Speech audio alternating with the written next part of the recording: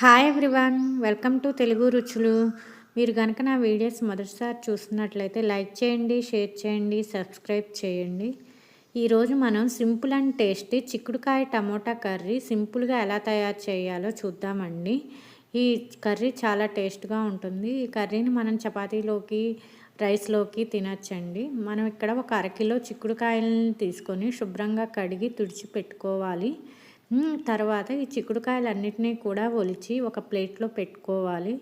ఇలా చిక్కుడుకాయలన్నిటినీ కూడా ఒక గిన్నెలోకి వేసుకొని దీంట్లో చిక్కుడుకాయలు మునిగేంత వరకు వాటర్ పోసుకొని కొంచెం దీంట్లో ఉప్పు వేసి మూత పెట్టేసి దీన్ని మనం ఒక 80% ఉడికించుకోవాలి. ఇలా ఉడికిన దాన్ని దించి పక్కన ఆరబెట్టుకోవాలి. తర్వాత డీప్ ఫ్రైకి సరిపడా 2 స్పూన్స్ ఆయిల్ వేసుకొని దాంట్లో జీలకర్ర, పచ్చెనగపప్పు, ఆవాలు అన్నీ వేసుకోవాలి. ఇలా అవన్నీ దూరగా వేగిన తర్వాత మనం కట్ చేసుకున్నటువంటి ఆనియన్స్ మొత్తాన్ని కూడా వేసి వీటిని మొత్తాన్ని కూడా కలిసే విధంగా కలుపుకోవాలి.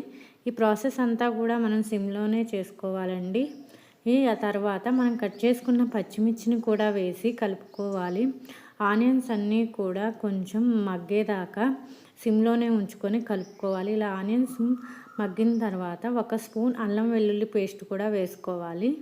అల్లం వెల్లుల్లి పేస్ట్ పచ్చివాసన పోయే వరకు మనం కలుపుతూ ఉండాలి. ఇందులోనే మనం 1 రెమ్మ కరివేపాకును కూడా వేసి కలుపుకోవాలి. ఇలా ఇవన్నీ కూడా దూరగా వేగే వరకు మనం వీటన్నిటిని కలుపుకుంటూ సిమ్లోనే పెట్టుకొని ఈ 2 మినిట్స్కి ఒకసారి కలుపుతూ ఉండాలి. ఆ తర్వాత నేను ఇక్కడ ఒక అరకిలో టమాటాలు తీసుకున్నాను. వాటన్నిటిని కూడా మిక్సీ పట్టుకున్నానండి. ఈ మిక్సీ పట్టుకున్న టమాటా ప్యూరీని దీంట్లో వేసుకోవాలి. ఈ టమాటా ప్యూరీ మొత్తం కూడా ఆయిల్లో కలిసేటట్టు బాగా కలుపుకోవాలి. ఈ టమాటా ప్యూరీ చేయటం వలన టమాటాలు తొందరగా మగ్గుతాయండి. అందుకని నేను ఇక్కడ టమాటా ప్యూరీ వేసుకున్నాను. మీకు ఇష్టమైతే మామూలు టమాటాలను కూడా వేసుకోవచ్చు. ఇలా టమాటాలు కొంచెం సేపు ఆయిల్లో మగ్గిన తర్వాత మీ టేస్ట్కు తగ్గట్టుగా ఒక 2 స్పూన్స్ సాల్ట్ కూడా వేసుకోవాలి. ఇలా సాల్ట్ కూడా వేసుకొని మనం ఈ టమాటాల్లో కొంచెం పసుపు కూడా వేసుకోవాలి. ఈ రెండింటిని వేసి బాగా కలిసే విధంగా టమాటా మొత్తాన్ని కూడా కలుపుకోవాలి. ఈ టమోటాలన్నీ కూడా బాగా మగ్గించుకోవాలి. ఈ టమాటా ప్యూరీ అంతా కూడా బాగా మగ్గి ఆయిల్ సపరేట్ అయ్యేంత వరకు మగ్గించుకోవాలి. తర్వాత ఒక స్ట్రైనర్లోకి చిక్కుడుకాయలన్నిటినీ వడగట్టుకొని మనం ఉడికించుకున్న ఈ టమాటా ప్యూరీలోకి మనం ఆల్రెడీ ఉడికించుకున్నటువంటి చిక్కుడుకాయ ముక్కలను కూడా వేసి బాగా కలుపుకోవాలండి. మొత్తం కలిసే విధంగా వీటన్నిటిని కూడా బాగా మిక్స్ చేసుకోవాలి. అంతా కూడా మిక్స్ చేసుకుంటూ ఉండాలి. ఈ ప్రాసెస్ అంతా కూడా సిమ్లోనే జరగాలండి. ఇలాగా ఆయిల్లో మొత్తం కలిసే విధంగా కలుపుకున్న తర్వాత కూర అంతా కూడా ఇలా దగ్గర పడుతుంది. ఇలా అంతా కూడా దగ్గర పడిన తర్వాత మనం కొంచెం దీనిలో గ్రేవీ కోసం ఒక 1/2 గ్లాస్ వాటర్ పోసుకోవాలి. ఇలా ఒక 1/2 గ్లాస్ వాటర్ పోసుకొని ఈ కూరని బాగా కలుపుకోవాలి. మొత్తం కలిసే విధంగా బాగా కలుపుకొని కాసేపు సిమ్లో ఉంచుకొని ఒక 5 మినిట్స్ దీన్ని ఉడికించుకోవాలి.